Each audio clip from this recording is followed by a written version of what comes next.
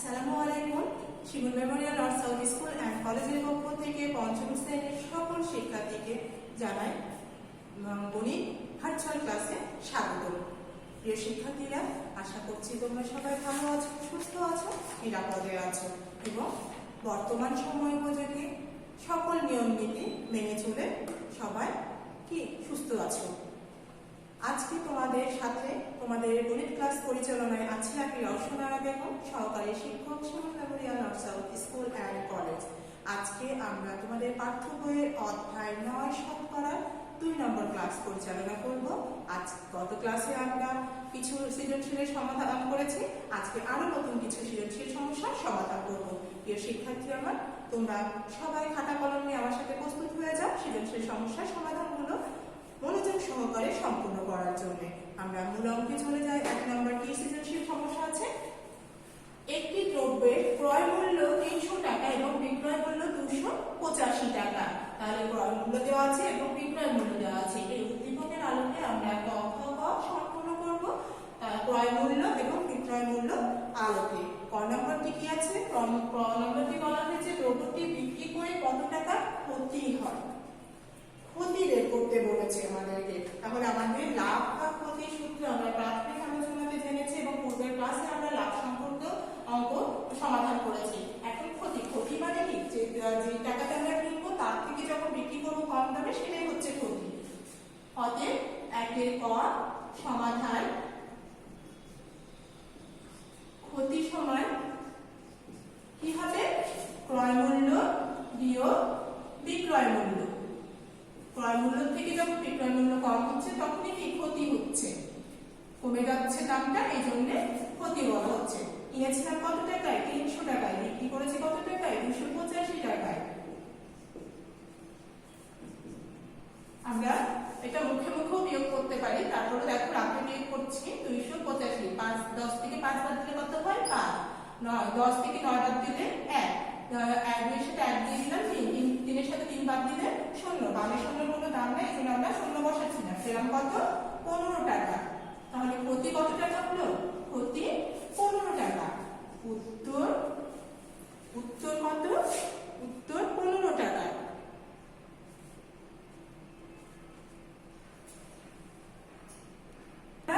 যখন ক্রয় মূল্য থেকে বিক্রয় মূল্যটা কমে যাচ্ছে তখনই ক্ষতি হয়ে যাচ্ছে। উত্তর কত পেলাম আমরা? 15 টাকা। 300 টাকা জিনিস 285 টাকায় বিক্রয় করে ক্ষতি হলো আমাদের 15 টাকা। আমরা খ নম্বরটি লক্ষ্য করি। খ নম্বর বলেছে শতকরা ক্ষতির পরিমাণ নির্ণয় করো। তাহলে শতকরা অর্থাৎ 100 টাকায় কত টাকা ক্ষতি হবে সেটি আমরা বের করব। 300 টাকায় আমাদের ক্ষতি হয়েছিল কত টাকা? 300 টাকায় আমাদের ক্ষতি হয়েছিল 15 টাকা। 300 টাকায় ক্ষতি 300 টাকায় ক্ষতি হয় কয় টাকা? 15 টাকা। 1 টাকায় ক্ষতি হয় কত? 15 ভাগ 300 টাকা। আমাদের শতকরা ক্ষতি, তার মানে 100। শতকরা বললে আমাদের 100 এর মধ্যে বের করতে হবে। 15 গুণন 100 ভাগ 300 এত টাকা। 100 কি 100, 3 100 300। নিচে আছে কত? 3, উপরে আছে 15। 3 দিয়ে আমরা 15 কে ভাগ করতে পারি। 3 একে 3, 3 5 15। তাহলে পেলাম কত আমরা? 5 টাকা। শতকরা ক্ষতির পরিমাণ কত হচ্ছে? 5 টাকা। উত্তর কত লিখব? উত্তর অবশ্যই 5% আমরা লিখব। উত্তর 5%। তাহলে 300 টাকার জিনিস 285 টাকায় বিক্রয় করলে আমরা শতকরা ক্ষতির পরিমাণ পাচ্ছি কত? 5 টাকা, অর্থাৎ 5%। আমরা এখন পরবর্তী 2 নম্বর সৃজনশীল সমস্যাটি একের গ নম্বর সমস্যাটি লক্ষ্য করব। একের গ কি বলেছে? দ্রব্যটির 8% লাভে বিক্রয় মূল্য কত? তাহলে দ্রব্যটিকে যদি আমরা 8% লাভে বিক্রয় করি, বিক্রয় মূল্য কত সেটি বের করতে হবে আমাদেরকে। নম্বর আমাদের 8% লাভে বিক্রয় মূল্যটি বের করতে হবে। 8% লাভে বিক্রয় মূল্য কত সেটি বের করতে হবে। সমাধান 8% লাভে বিক্রয় মূল্য 8% লাভে বিক্রয় মূল্য কত? যোগ 100। ক্রয় মূল্যের সাথে আমাদের কি করতে হবে? 8 যোগ করে দিতে হবে। ক্রয় মূল্য যদি 100 হয় 8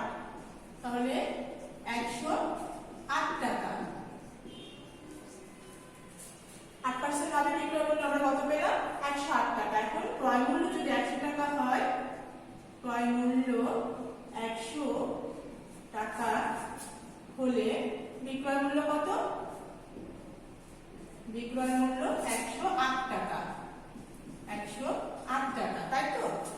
1 টাকা হলে বিক্রয় মূল্য কত হবে? 108 ভাগ 100। আমাদেরকে ক্রয় মূল্য দেওয়া ছিল কত দিকে? 300 টাকা। আমাদেরকে কি 8% লাভে বিক্রি করতে হলে কত টাকা বিক্রয় মূল্য হবে সেটি বের করতে বলেছে। আমাদের ক্রয় মূল্য ছিল কত? 300 টাকা। ক্রয় মূল্য 300 টাকা হলে বিক্রয় মূল্য কত হবে? তাহলে 108 গুণ 300 ভাগ 100 টাকা। 3 3 8 24 3 1 3 324 টাকা। তাহলে 8% লাভ করতে চাইলে দ্রব্যটি আমাদেরকে বিক্রয় করতে হবে কত টাকায়? 324 টাকায়। উত্তর 324 টাকা। আমরা পরবর্তী সমস্যাটি লক্ষ্য করি। পরবর্তী 2 নাম্বার কি করতে বলা হয়েছে? পরবর্তী 2 নম্বরে বলা হয়েছে একদিন কোন শ্রেণীতে 110 জন শিক্ষার্থীর মধ্যে 80% শিক্ষার্থী উপস্থিত ছিল। 110 জন শিক্ষার্থী, তার মধ্যে 80% শিক্ষার্থী উপস্থিত ছিল। এই উদ্দীপকের আলোকে আমরা ক খ গ সম্পূর্ণ করব। ক নম্বরটি আমরা লক্ষ্য করি। ক নম্বর হচ্ছে উপস্থিত শিক্ষার্থীর সংখ্যা কত সেটি আমাদেরকে বের করতে হবে।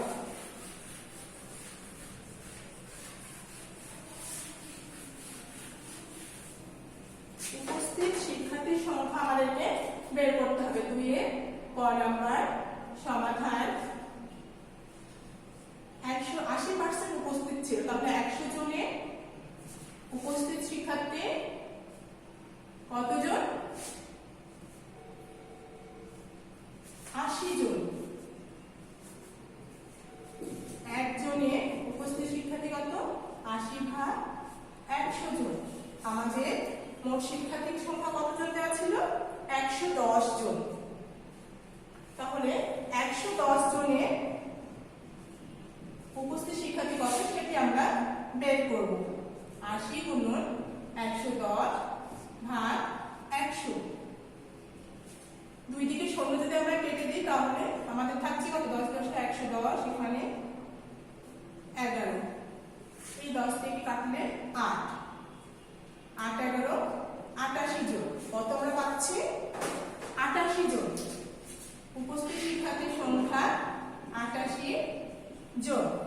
উত্তর 88 জন। ক নাম্বার আমাদের সম্পূর্ণ হয়ে গেছে। উপস্থিত শিক্ষার্থীর সংখ্যা আমরা পেয়ে গেছি কতজন? 88 জন। এখন আমরা খ নাম্বার লক্ষ্য করব অনুপস্থিত শিক্ষার্থীর সংখ্যা কত। আমরা মোট শিক্ষার্থীর সংখ্যা জানি, উপস্থিত শিক্ষার্থীর সংখ্যা আমরা পেয়েছি, তাহলে মোট শিক্ষার্থী থেকে উপস্থিত শিক্ষার্থীর সংখ্যা বাদ দিলে কিন্তু অনুপস্থিত শিক্ষার্থীর সংখ্যা বের হয়ে যাবে। খ নাম্বার সমাধান। মোট শিক্ষার্থী কতজন ছিল? 110 জন।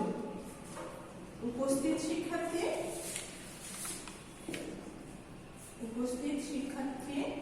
কতজন আমরা পেয়েছি ক নম্বরে? 88 জন।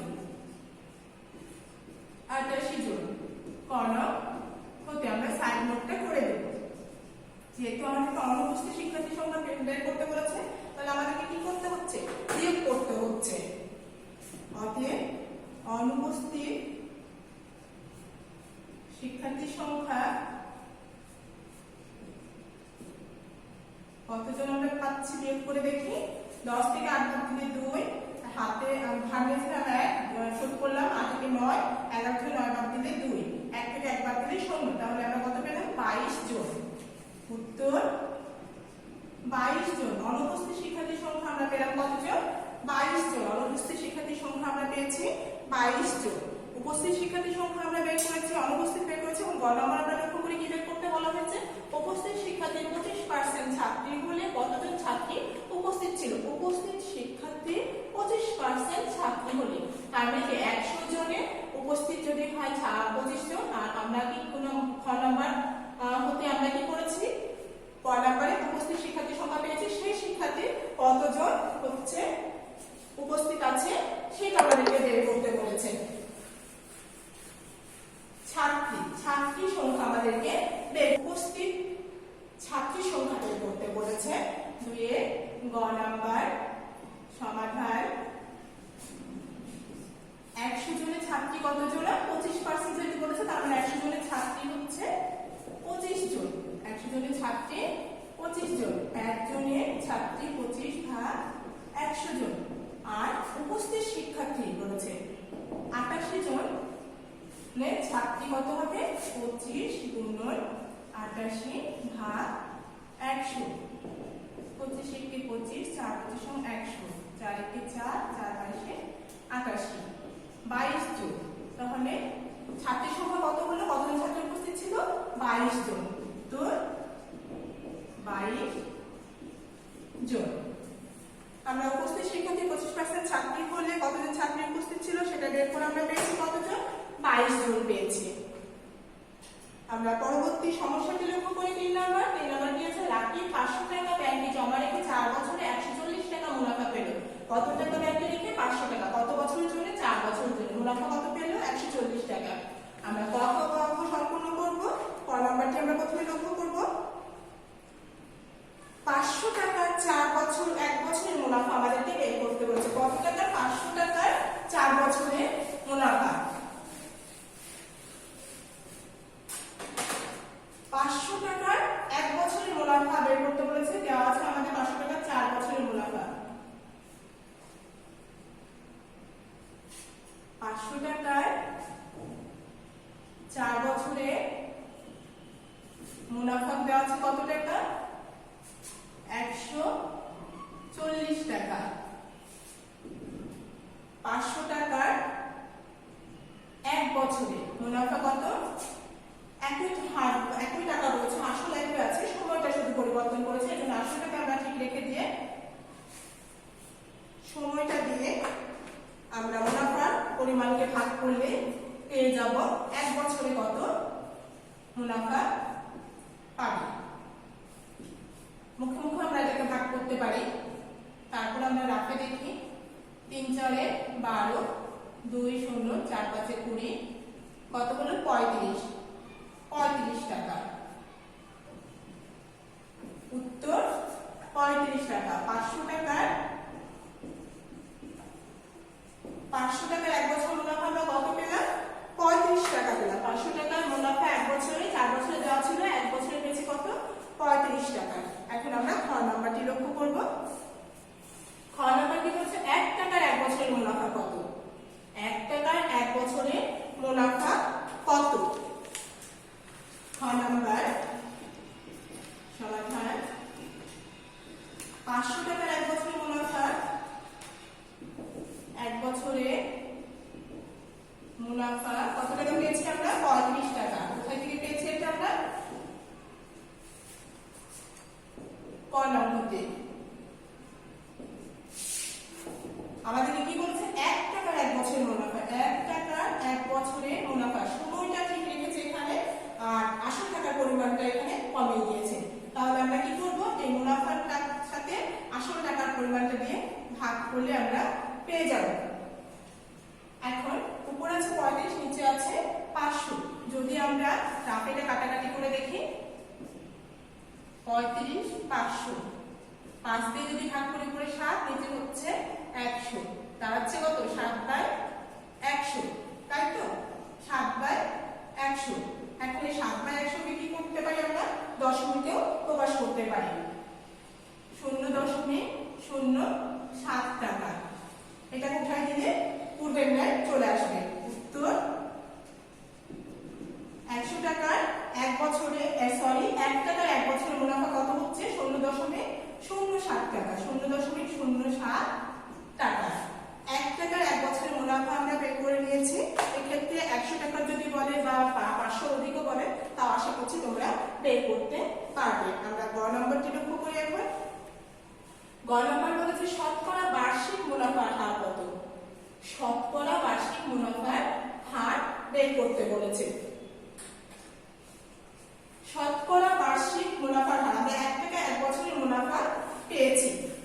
শতকরা বার্ষিক মুনাফার হার মানে কি? 1 টাকা 100 টাকায় 1 বছরের মুনাফা।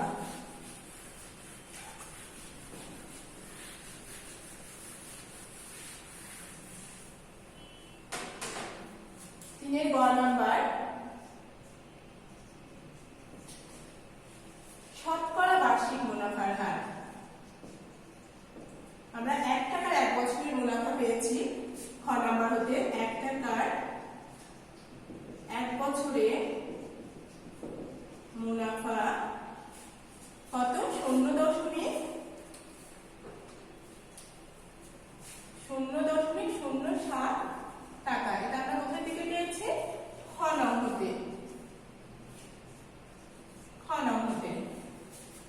আমাদেরকে শতকরা বার্ষিক অর্থাৎ 100 টাকা 1 বছরে বের করতে হবে। 100 টাকার 1 বছরে মুনাফা, এটার সাথে কি হবে? 100 টাকা যেহেতু তাহলে বেশি হবে, 100 কে আমরা গুণ করে দেব। 0 গুণে সাথে সাথে যদি আমরা 100 গুণ করি কি হচ্ছে? 700 হচ্ছে, এবং দুটার পরে ডান থেকে কাউন্ট করলে পারে 2 ঘর পরে দশমিক আছে, 2 ঘর পরে বসালে 7 টাকা হচ্ছে। 7 টাকা। আমাদেরকে যেহেতু শতকরা বার্ষিক মুনাফার হার বলেছে, তাহলে আমরা উত্তর কি লিখব? উত্তর লিখব 7%। শতকরা বার্ষিক মুনাফার হারও আমরা পেয়ে গেছি। এখন ঘ নাম্বার দেখা যাক এই একই উদ্দীপকের আলোকে আমাদেরকে কি বের করতে বলা হয়েছে। একই হার মুনাফায় 5 বছর পর মুনাফা কত টাকা হবে? একই হার মুনাফায় 5 বছর পর কত টাকা মুনাফা হবে?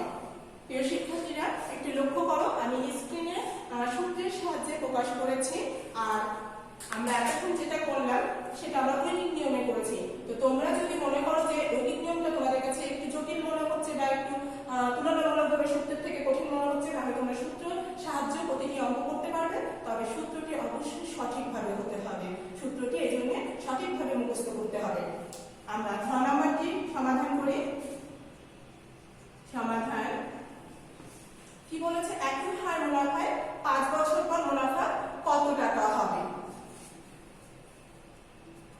মুনাফা সমান কি সূত্র আছে? আসল গুণন মুনাফার হার গুণন সময় ভাগ 100। আসল কত টাকা ছিল আমাদের? আসল টাকা ছিল 500। একই হার মুনাফায়, তার মানে কি এই যে এই 7%, 100 টাকা 1 বছর বার্ষিক মুনাফার হার পেয়েছে কত আমরা? 7%, 7 হলো। সময় কত? সময় বলেছে কত? 5 বছর পর, তাহলে 5 হবে গুণ, এবং সূত্রের 100 থেকে যাবে। এখন আমরা দেখি কাটাকাটি করা যায় কিভাবে।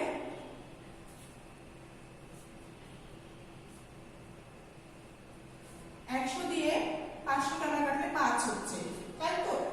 এখন 5 দিয়ে 35 কে গুণ করে 5 সাথে 35 কে আমরা 5 দিয়ে গুণ করতে পারি। আবার নিজেদের সুবিধার্থে 5 5 25 7 25 ও 175, সেটাও আমরা বসাতে পারি। 175 টাকা কি হলো? একই হার মুনাফা 5 বছর পর কত টাকা মুনাফা হবে?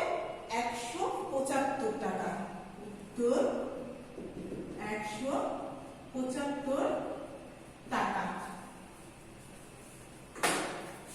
সুপ্রিয় শিক্ষার্থীরা, এতক্ষণ আমরা যে 3টি সৃজনশীল সমস্যার সমাধান করলাম, তোমরা নিশ্চয়ই, আশা করছি আমি, তোমরা নিশ্চয়ই সঠিকভাবে খাতা সম্পূর্ণ করেছো এবং সুন্দরভাবে মনোযোগ সহকারে সম্পূর্ণ করেছো। সাথে সাথে কি অঙ্কগুলো সবাই বুঝতে পেরেছো।